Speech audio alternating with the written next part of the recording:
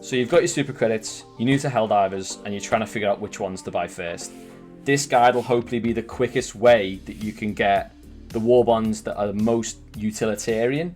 So you're going to get stratagems and weapons that are going to be able to help you flesh out builds that are going to be effective on difficulty 10 Super Helldive against all 3 different factions. So that's obviously squids, bots, and bugs. Ben is here with me again, as with the last Super Creds video. Hello everyone, pleasure to be back. We're going to be trying to get you the quickest way to my approved builds for like squids, terminids, and bots. Something else worth mentioning is that we did do a Super Cred grind video, so if you're wanting more Warbonds or you want to try and get your first one, it's going to show up on the top right, which I think I might be pointing it the right way. The current Warbonds that are on offer are Helldivers Mobilise, which you'll get automatically, Steeled Veterans, which was the second one released, Cutting Edge, Democratic Detonation, Polar Patriots, Viper Commandos, Freedom's Flame, Truth Enforcers, Urban Legends, Servants of Freedom, Borderline Justice, Masters of Ceremony, Force of Law, and Chemical Agents. Now, Chemical Agents was earlier, but when you complete Warbonds, it puts them in opposite order from bottom to top instead of top to bottom, and I haven't unlocked that one. As a matter of fact, it's the only one I haven't unlocked, which is the reason why it's there. Some Warbonds you're going to be surprised to see are lower down the list, and that's because there are certain Superstore alternatives that you can get which makes a particular Warbond less essential unless you want to specify further into it. So what I'll do now is go through the Helldivers Mobilise Warbond, which is the one you get for free, and I'll just basically tell you what are the best things to go for. So starting with obviously the first page, the way that the Warbonds work is that you have to invest a minimum number of medals in each tier, or in the whole thing actually, before you can unlock a certain tier. So in my opinion, there isn't really anything much good until, well, page 2 you're going to get the Redeemer. So the Redeemer, you're going to be using that pistol for a long time. I was using that all the way up until I got the Senator, which embarrassingly I didn't get Steeled Veterans till a lot later. You'll see that that's quite high on the list. Moving forward, you're going to start to get boosters from page 3. Hellpod Space Optimization is really useful. It's going to give you double the amount of stims, double the amount of grenades, and more magazines when you fresh out the pod, which as you start to get more utility in your primary loadouts, you know, primary, secondary, and throwable, it's very useful.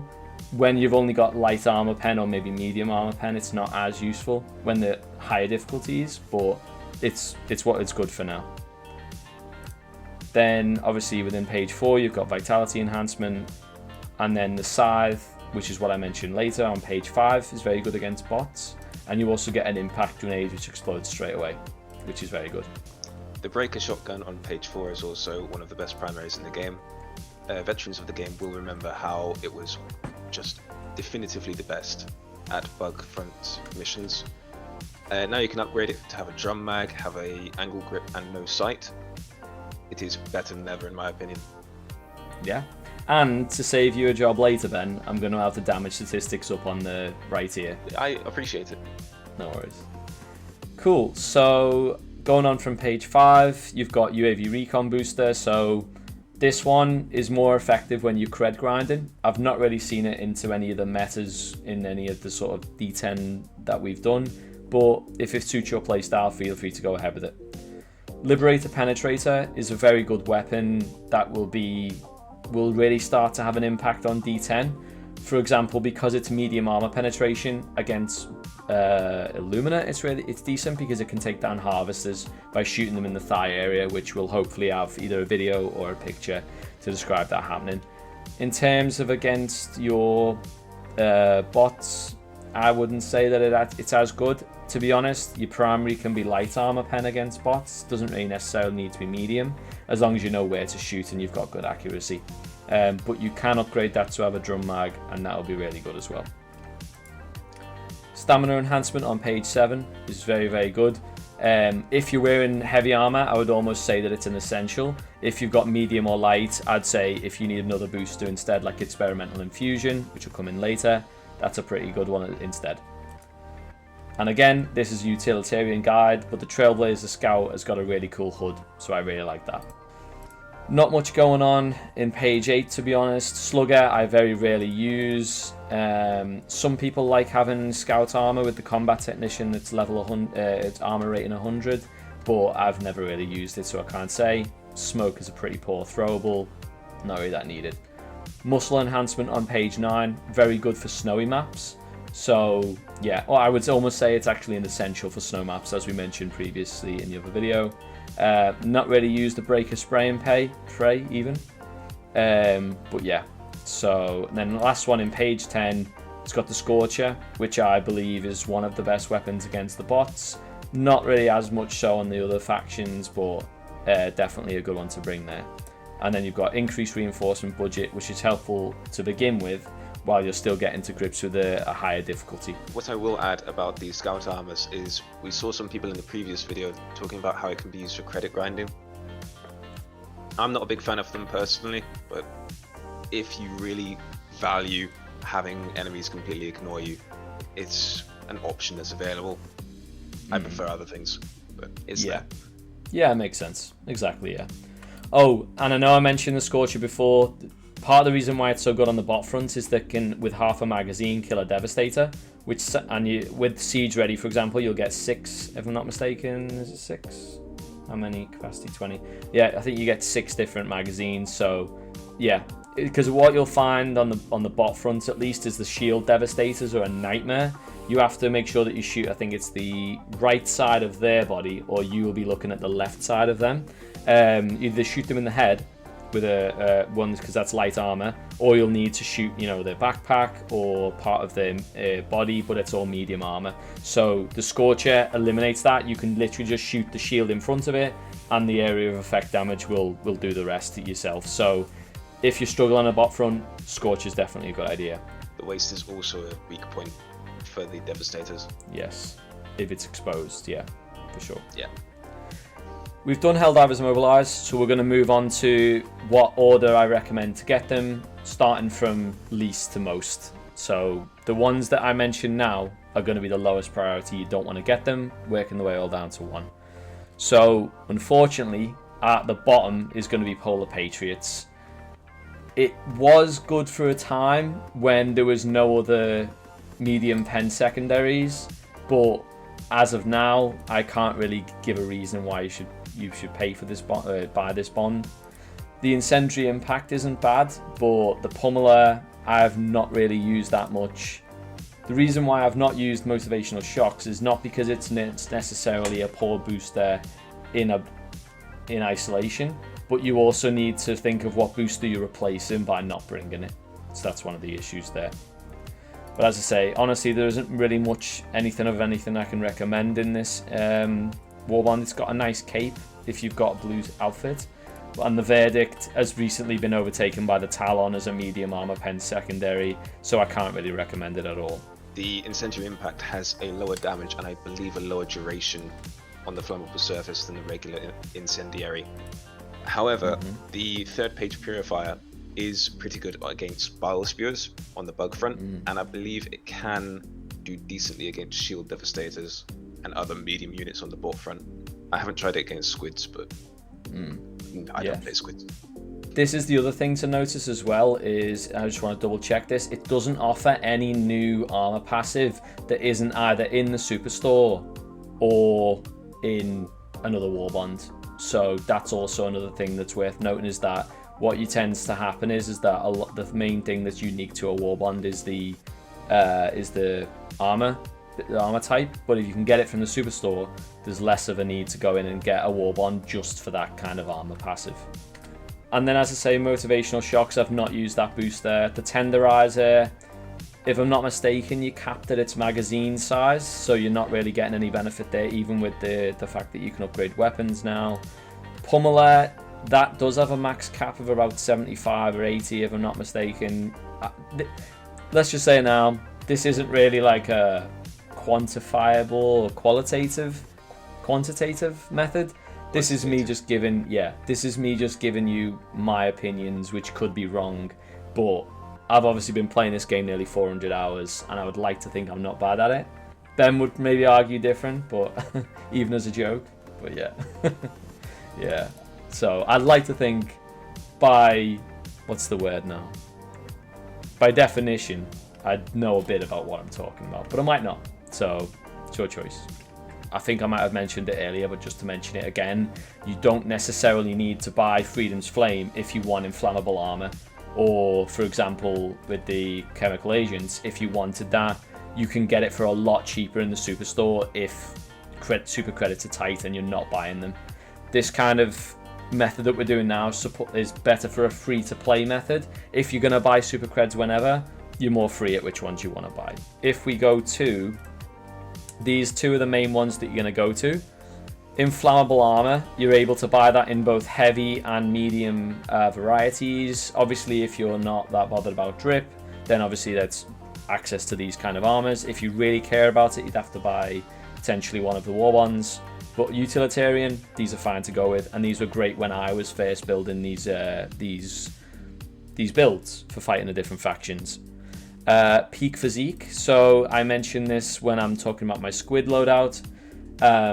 This one, it will improve weapon handling with less drag on weapon movement, which basically just amplifies ergonomics with every different weapon that you have. Very good for the machine gun, which is medium armor pen, so that's very good on the illuminate front.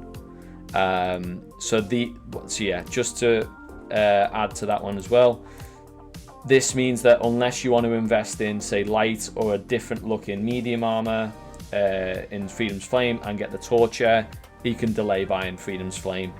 Same with with the Viper Commandos. With this one, unless you want a heavy or light variant of this armor, you can just buy this from the Superstore, which I believe is around 150 super credits. I could be wrong there, but I think it's around 150. Now, these are permanently available. The two that I'm about to say now actually are in the section of the Superstore that does rotate. I think there's 4 different rotations at the moment, but there's a Masters of Ceremony, which gives you the reinforced epaulets, and then there's a Siege Ready called the Cinder Block. So both of those are on rotation, so just keep an eye out every 2 days or so, and you'll be able to nab that for yourselves. Test out the armor passive and see if you think it's worthwhile. If you do, you can invest in the Warbond. Otherwise, you can obviously invest in the same way that obviously I'm talking about it. Moving on next, so Truth Enforcers is next. Reason why, and a lot of people might be against it, is because for me personally, it's a drip only one. It doesn't really have much going for it in terms of utility. The Halt might be okay, and the Reprimand is especially better now that it can be, it can be modified to try and make the recoil a bit better. But I don't really see it being, something that's going to dominate your primary slot, really. It's got the drip, hasn't really got much else going for it. And as I say, it's entirely up to you what order you want to do them in. But if you want to follow the guide, I would probably say that's one of the last ones. I will add a little addendum that the Halt itself is very good against Predator Strain. It carried me through a lot of missions before I sort of specialized into other areas, sort of learned their patterns. Just being able to stagger 3 Stalkers at a time is lovely. Oh yeah, the Halt, I'll take the Halt over here. Yeah, because so with the Halt, it's got 2 separate barrels that you can switch between ammo types. The medium armor penetrating buckshot and stun light armor penetrating rounds as well, isn't that right? Does it hold medium armor penetrating flechettes? That's the one, yeah. So does that mean it's not? It's like a single bolt, or does that mean it splits out into lots? It's mechanically the same as buckshot in this game, I believe. But it is termed as a flechette because it's armor piercing. Fair enough. And just to dunk on these even more, the armor passives that you can get, although they've recently been buffed a little bit, I still don't think are worth it. What they're doing now is a lot of, instead of like bringing a new armor passive, it's combining a lot of features of old ones. So it might prevent you from flinching or from being hit. The animation is still there, so it can still be a bit jarring. It has a slightly higher armor rating, and markers placed will do radar scans, but again, like we mentioned before, we don't really find those that useful.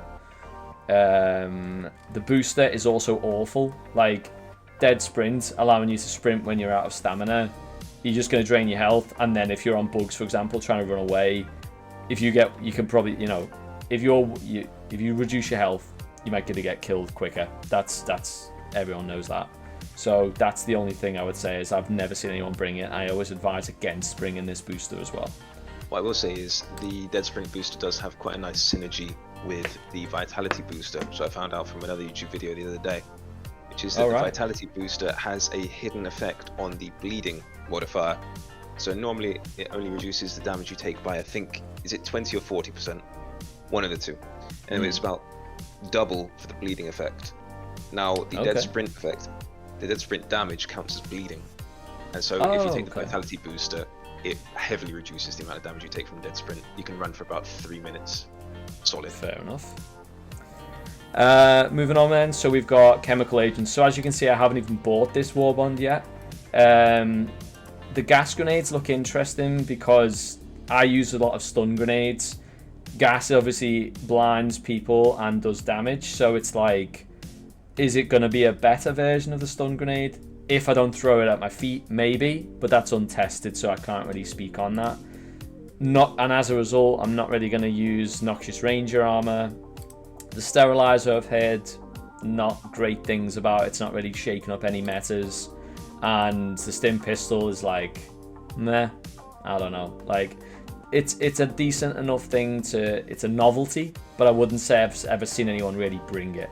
And then the Dog Breath was plagued with issues where it would only target one enemy instead of a swarm. But now it might be fixed, but even then, it's not really been worth my attention. Ben, I don't know if you have any further insight. Gas grenades are lovely because you know how much I love the orbital gas strike, and it is just a little pocket version of those for shutting down bug breaches. Beautiful. The gas resistance armor passive stacks very well with the Vitality booster. If you take medium or heavy armor with the gas resistance, you can become functionally immune to the effects. Okay. And so if you wanted to be almost the man in the gas, or person in the gas, diver in the gas, then you can just walk in and be completely immune to all melee, because they'll be confused, they'll be disorientated. I mean, you might catch a stray hit every now and then, but it's very nice just for feeling invincible, even if you're not. Nice. Cool, so moving on then. So now that we've gotten rid of the Warbonds that I don't think you should buy, this is the number 10 on what we think we should. Now, a lot of you might be surprised that it's so low down the list, but this is Force of Law. So I personally haven't managed to test everything I need to in this. I've only just managed to buy the Electric Guard Dog. But I do have high hopes for it being maybe a new bot, a bot loadout that I pick. But yeah, so I can't speak much on that right now, but yeah, this is definitely something I want to test. The escalator, it can 1 or 2 shot a Hulk to the head. I did test it the other day. Okay. And considering it stuns each shot, that is incredible. I have been enjoying the de-escalator, to be fair, and I'm definitely going to love the Guard Dog K9. What I would say is that this Warbond ties in very well with Cutting Edge. So, and I don't believe that you can buy Cutting Edge armor passives outside of the Warbond. So if you wanted to get 95% resistant to electrical stuff, you would have to buy the Warbond, if I'm not mistaken. I think I've gone through everything, but yeah. So otherwise you're likely to get team killed by your own things or by your own electric, which obviously you don't want to happen. Also, all good, Ben? Oh, go on. I think the escalator can take down a Bile Titan in just over 6 shots. I haven't gotten a definitive number because it's still testing in quite random, so it seems. But yeah, headshots with the de-escalator is a good way to take down Bile Titan if you're out of options. At number 9, we've got Servants of Freedom. Now, the reason why is because a lot of people like to use the portable Hellbomb. Me personally, it doesn't really fit in with my playstyles. The Seekers can't close bug holes or bot fabricators, so their utility is kind of a bit not fitting in with my playstyle. It can destroy gunships and dropships from a distance, I believe, but I don't know if... Is that right, Ben? Do you know if that's right? It can one-shot a gunship, I believe. That's the one. I'm not sure how effective it is against a dropship. Yeah. The main reason I actually bought this Warbond was for this hooded mask, because I thought it looked really cool. To be honest, I don't use the ultimatum, although that was good. but it only carries 2 rounds, or you've got 1 plus the 1 in your back pocket. So very low and very niche specific reason why you want to do that one.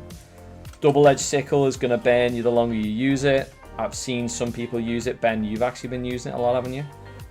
Yeah, so if you take the fire resistance armor from either the Superstore or Freedom's Flame and the vitality booster, you can sort of wane off the less severe effects for quite a while. It's quite useful on the bot front. Yeah. So, but again, I haven't really found a way to make it into my meta. So yeah, feel free to choose it and let you know what you like. Now the armor, it's been buffed recently to have 2 more throwables, but it explodes after you die. So unless you're planning on having a very risky playstyle where you're going to be dying a lot, it might not come in handy that often. So I haven't found a way to justify it really. We've got Masters of Ceremony is going to be the next one. So the reason why I put it in here is because I would argue Reinforced Epaulets is decent. It's what I'm now running whenever I want to use medium armor instead of heavy or light. The reason why it's in here is because it's the melee damage I don't care about. The 50% to reduce or to avoid grievous limb injury is a nice to have, but not really an essential. Increase reload speed is nice. What I would say is that there is no medium variation of the siege ready armor.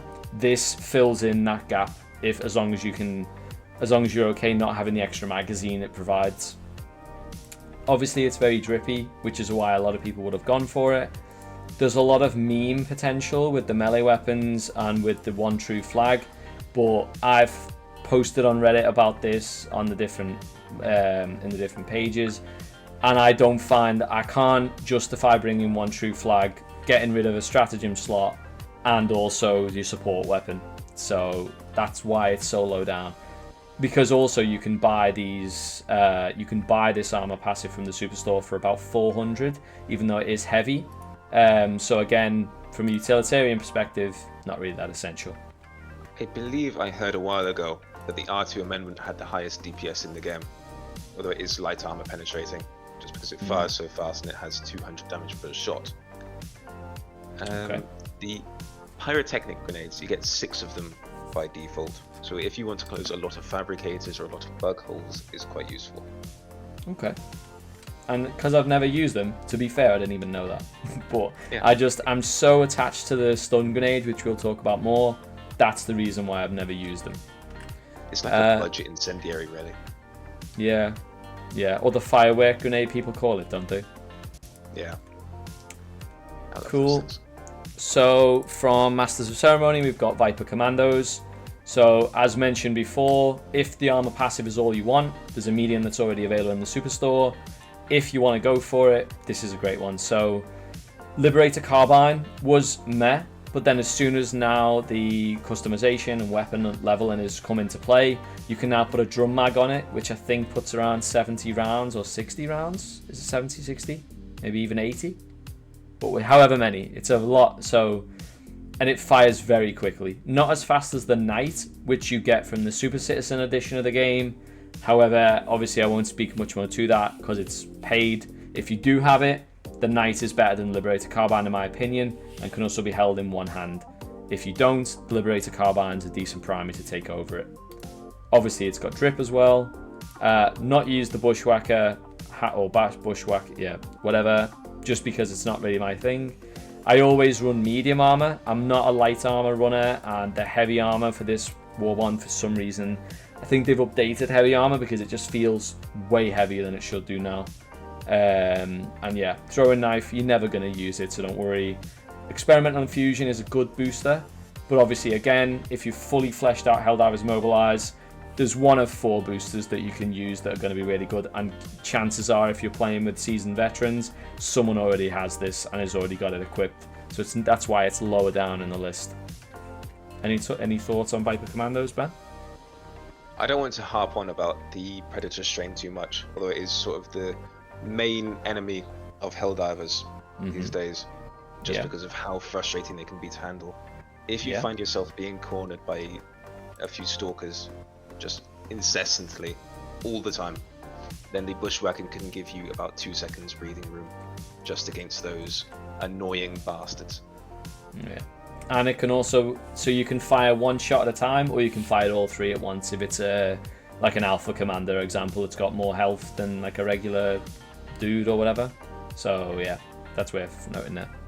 The Viper Commando's peak physique is very useful with the HMG and the Eruptor, both of which have very low ergonomics. The Eruptor though can be customized to have a higher ergonomic stat. The HMG is the only real application I can think of for the peak physique armor. Worth noting that. Cool, so now we're on to Freedom's Flame. So the reason why I've got this one here is because my current best build, for the bugs at least, is the Torture as my primary, which you can see down here on the second page. Then you've got inflammable medium armor, and again, if you've got the Superstore one and you've got this one, whichever sort of look that you prefer, you can go ahead with. Ben, you don't really like Draconaut, do you? Not particularly. I don't like the tinfoil.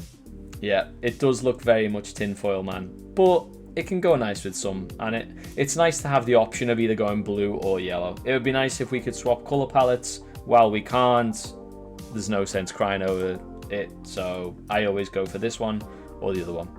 Anything else? Firebomb Hellpod you're probably barely going to use. The Crisper I've barely used because I honestly just don't know whether it would even, I mean, it's have the same stats. It's got a much lower capacity but similar stats. I don't know if it has the same range as the Torture, so maybe I should give it a go, but I'm happy with the build the way it is, to be fair. But it gives you much more flexibility around the flame build, which is good. So if you're really getting into it, again, you can buy the inflammable armor from the store, take the incendiary, the flamethrower stratagem, and you can see if a flame build works for yourself. Then invest in Freedom's Flame if you feel like you want to get further into it. But if not, you don't have to. The Freedom's Flame Warbond, the secondary flamethrower can be quite useful for dealing with hordes of voteless. Just if you wanted a primary which can deal with the overseers easier. And Cool. I should also say about the Cookout, which is very good against the Predator strain because it has the same stagger as the Punisher on page 1 of the Helldivers Mobilise, although it also has flammable damage, incendiary damage. Yes, there you go. And I don't, for my primary, I always take the Torture, so I don't really tend to use the Cookout or any of those. So for number 5, we have Urban Legends. So as you can start to tell, the utility in these is going up as we go along. So starting with the anti-tank emplacement. So anti-tank emplacement is now very good against Leviathans because it has a quite short cooldown time, 154 seconds, and it only takes half a magazine to take down one Leviathan if you're accurate. And it also means that you don't have to sacrifice a backpack slot or a support weapon. You can call it down when it's needed, use it, and forget it, which is exactly why I like taking it on my Illuminate builds. And then, as mentioned before, you do get a heavy armor variant of the Siege Ready armor within the Superstore. This is an alternate one, or you've got a light armor variant on the first page. Again, I don't run light armor, but yeah, the roadblock is really nice. I also am not a melee guy, so I don't really care about the stun lance. If you like melee or you want the directional shield, these are all things that you can get as well. They don't affect my meta. The Siege Ready passive does also impact your support weapon reserve magazines. So if you run a machine gun or anything else with magazine reload, then you will get 20% extra capacity. Yeah, exactly, yeah. The only thing I would say about it is we did meet someone in game the other day who wasn't sure if the Siege Ready passive was going to be fixed and really only apply to primary weapons. At the moment, it does apply to everything, at least the reload speed and the ammo capacity. Only thing that it won't affect is the capacity of backpacks. So just that's something to be aware of. If they release a patch cancelling it, we try to tell you in advance, but ultimately it's still one of the best passives in the game, universally great, and it should make a foundation for you in some of your builds. I should probably also say, yeah, the capacity of the magazines for the support weapons, that is the capacity of magazines that you can carry, not the capacity of the magazines themselves. Yes, exactly, yeah. Makes sense. I can feel the angry comments already. Nah, I'm not angry, just questioning. Don't worry. We'll deal with it. I know you've read all the previous ones.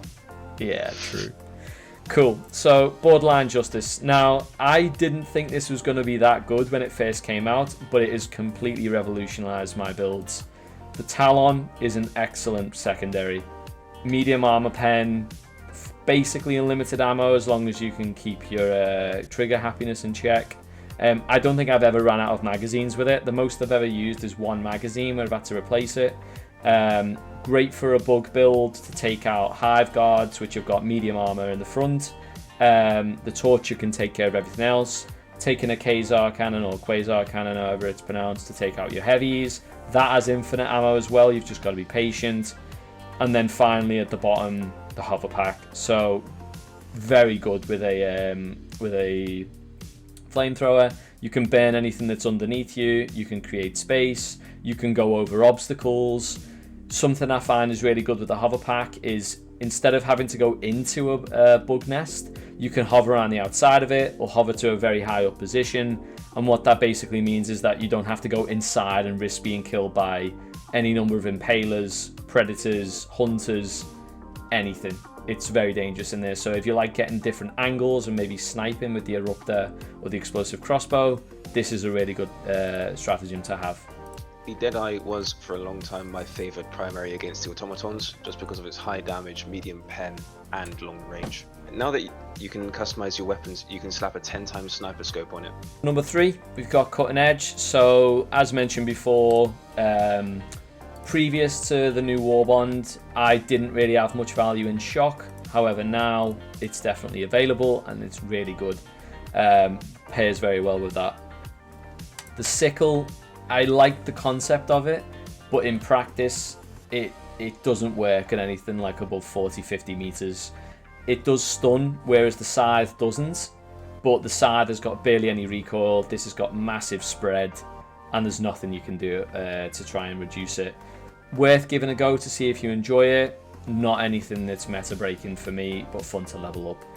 Localization Confusion is a very good booster and something that me and Ben run a lot when we're in the bugs, particularly because bug breaches are a nightmare, and increasing the time between bug breaches, bot drops and Illuminate Warp Ship drops is very nice.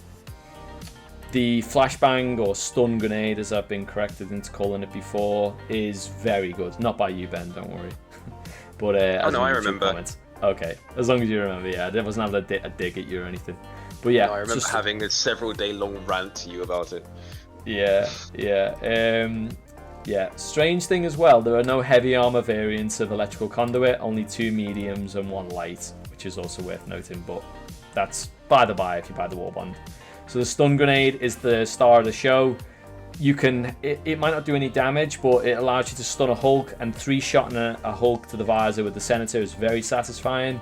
If you need to complete an objective and you're getting overwhelmed, throw one of these down and it should allow you to input a code into a stratagem beacon, stop a charger in its tracks. The only drawback of the stun is that it doesn't stun flesh mobs when they're charging, which is really frustrating. I think it definitely should.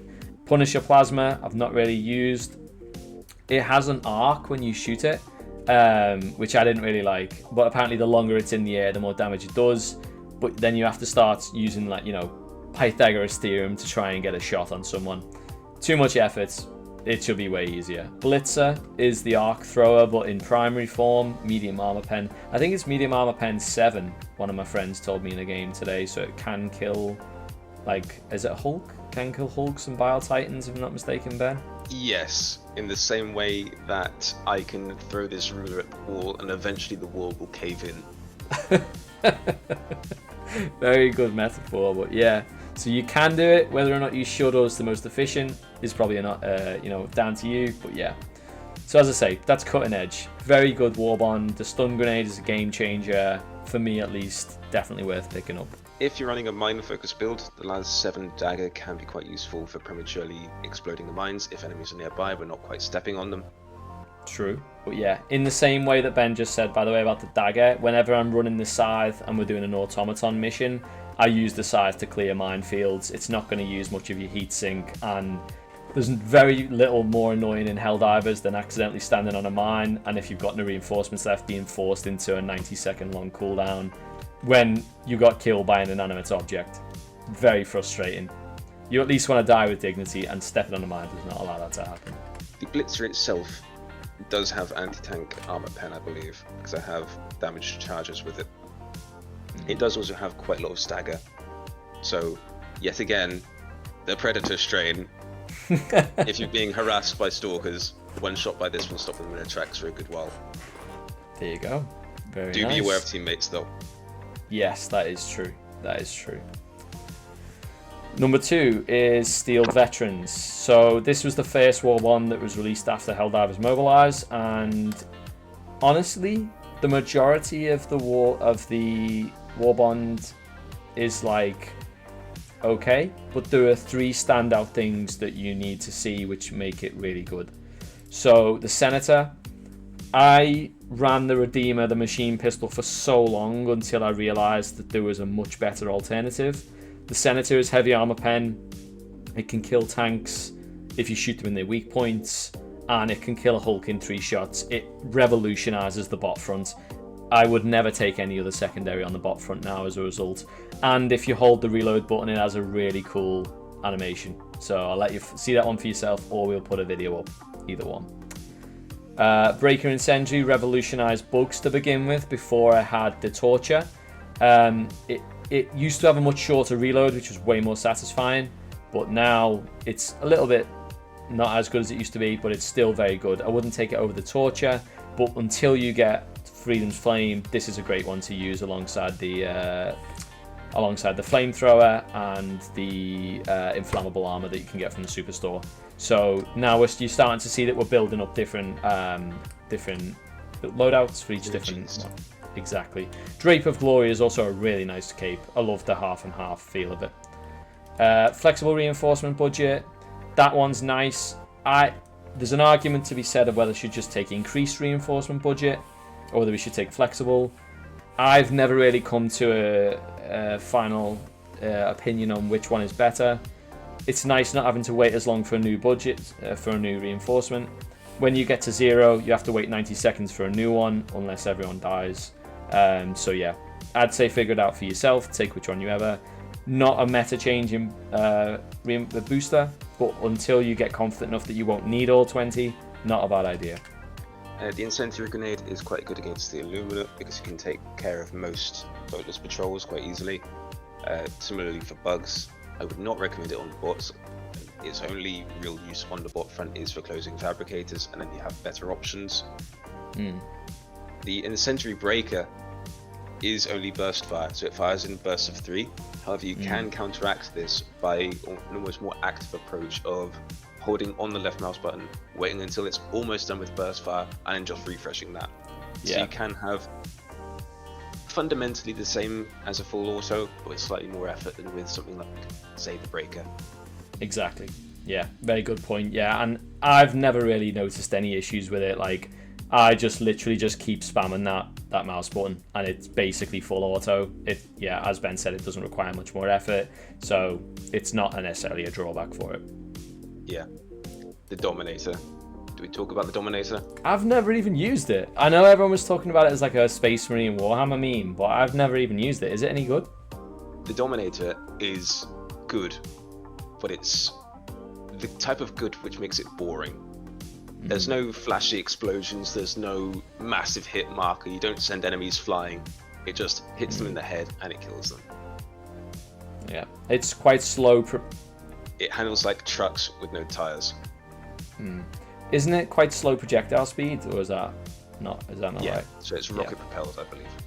Yeah. And number 1. So this has got a special place in my heart, and this is the first one that Ben told me to get probably when I was like 50 hours into the game. You get so much utility from this thing. So all support weapons are very good, obviously, and you'll get ones that are good against heavy armor. It was very difficult to get, I call it primary loadout. I don't necessarily mean the primary weapon, or your initial loadout when you get out of the Hell Pod.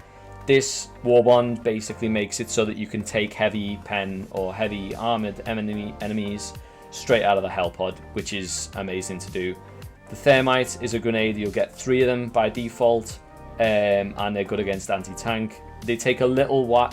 So the annoying thing about the thermite is sometimes it doesn't stick, which is really frustrating. So I don't really run them unless it's Illuminate. Because the flesh mobs don't get stunned. Good against warp ships. Sometimes they go through the ship, sometimes they don't. But yeah, throwing some of these on the underside of a factory strider or throwing them on a charger can work as well. It just needs to take some time to fizz and then it'll blow up, which is really good. Yeah, Second, I would avoid these spore chargers with them. Yes, because they do a lot of acid damage. Yeah, the explosion radius of the spore charger is larger than you think, and it will kill you. Yeah, especially because you run a lot of light armor, don't you, Ben? So yeah, more dangerous. The horror. And then Eruptor. So ever since the new Illuminate came out, and ever since weapon upgrading came out, this has been the talk of the town. This is the most popular person at the dance. This, even though it's got low ergonomics, which you can improve with either the Viper Commando armor or some select upgrades, this thing is insane. It's able to take down harvesters on the Illuminate front. I don't really use it for much other than the Illuminate, just because it benefits from the economics. But yeah, I mean, this thing is great. It has it's a bolt action, and the bolt takes a while to pull back. But yeah, I mean, this thing is really good, and it's definitely worth trying out to see what you think. It does also have a maximum range. I can't remember off the top of my head what it is. It'll probably be on screen right now. I believe it's something like 200 meters. Anything over that and the bullet explodes before it even reaches the target. Yeah. So I believe the projectile itself is heavy armor pen, the explosion is medium armor pen, and the shrapnel is heavy armor pen. So there's 3 sources of damage with each shot. If I'm incorrect, I'll be correcting myself on screen. And also laughing at past me. Yeah. The other thing to say as well is that shrapnel has been changed. So in I don't know if there's the most recent patch notes or the one before, instead of the Eruptor only sending shrapnel flying in the opposite direction to the place it lands, this now sends it all the way around. So it's now even more effective than it was. So yeah, just worth noting. It can stagger harvesters as well. So if they're going to unibeam you, which obviously like annihilate you in seconds, you should be able to stagger it with the Eruptor, which is very useful, I've found. Now, something funny about the shrapnel. Something stunny, because we're stunning the harvesters. Oh, something funny about them. It used to be that all of the shrapnel would head in a southwesterly direction. Is that because they really like southwest source? I believe so. Yeah, that's fact now, by the way, Ben. So in Helldivers lore, all Eruptor shots really like southwest source. Fact. Yeah, it can close bug holes and it can close fabricators, which is massive for something that's going to be in your initial loadout. If you shoot them, obviously, in either the vent or for the fabricator, or obviously in the bug hole. I believe you can one-shot a Hulk if you hit them in the visor. It can be quite difficult because the projectile is quite large, but if you do get a shot, either with a stun grenade or just by being more skilled than us two, then I believe you can one-shot them. Same goes with Devastators, naturally. Yeah. Then the last page is where this gets really interesting. So the grenade pistol is a great addition because I think you can throw the grenades, you can shoot the grenades further than you can throw them, if I'm not mistaken. Now, I think you can. Ben, feel free to correct me. Yeah, go for it. I think you can throw throwables about 45 meters. Okay. And you should be able to shoot this about 70, if I remember correctly. Yeah, exactly. Yeah. Also, so you're gonna get 6 shots with this, if I'm not mistaken. 6 shots with the grenade pistol. So 6 spare shots. Yeah, exactly. So the benefit of this, obviously, is that if your primary role on the bugs, for example, is closing bug holes, this is going to mean that you're able to get a lot more because obviously you only spawn with 4 grenades, or if you haven't got a support weapon that closes it, for example. Very useful tool. Means that you no longer have to rely on grenades to close bug holes. You can now do it with your secondary, or coming on to the next point, your primary. So the exploding crossbow is fantastic. As I say, you can shoot very long range with it. Means that you can close bug holes safely, bot fabricators. It 2-shots overseers. It can kill devastators with shields as well. And it's all one-handed. Both of these are one-handed as well. So if you're carrying an objective equipment, this isn't going to impede you from doing that. Really quick reload as well. honestly, it will change the game, which is why it's at number 1. Very, very good. You can also destroy the traitorous transmission by shooting the screens with any of these 3 weapons, or any explosive for that matter, which is hilarious from 200 meters when your squad is just spawned in. Yeah, very true. Very true. Cool then, so that was a whole way to buy. Now, we may do another video on what the best drip is in the Warbonds, if obviously you guys want to see that. Yeah, just let us know if you like the content. If you don't, you know, that's fine. Obviously, just be constructive with it if you can. Yeah, like and subscribe to help us to keep it going. But yeah, as a quick roundup, this is a utilitarian focused Warbond run through where we're trying to help you spend your early super credits the best to unlock the more meta loadouts that I use. With the bots, I always wear the reinforced epaulets medium armor. I always take the recoilless rifle, autocannon sentry, orbital napalm strike, eagle strafe and run, and the scythe or scorcher, or if I'm not trying to upgrade the knight or whatever.